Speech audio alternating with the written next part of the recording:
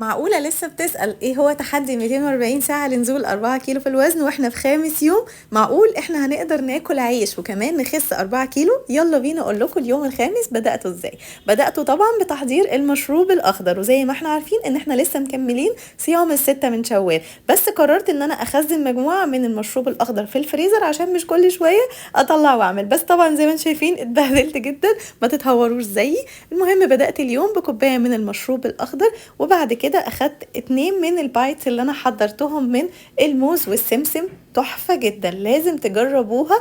وصفة فعلا هايلة جدا وهتديك احساس ان انت مش محروم ابدا. وده كان كسر الصيام بتاعي، وبدأت احضر وجبة الفطار الرئيسية. كانت عبارة عن سلطة من الذرة والخيار ومجموعة من الخضروات، هسيبها لكم تحت في الكابشن. وما تنسوش تحضروا الدب.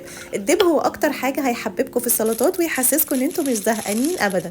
وبدأت احضر بقى الساندوتش اللي انا هفطر بيه النهارده، عشان انا كنت محتاجه اخد عيش، وعارفه ان في ناس كتيره جدا بتحب تاخد عيش في الوجبات بتاعتها. انا اخترت العيش ده لان سعراته قليله، الرغيف الواحد 10 سعر حراري بس، وكمان بروتين عالي والياف عاليه هتشبعني جدا طول اليوم. وما نسيتش طبعا اضيف الكانتالوب، سعرات قليله جدا وطعمه لذيذ جدا. بعد ساعتين بدات ان انا اشوف شغلي واحضر البلانات للحالات بتاعتي مع كوبايه ليمون بالنعناع.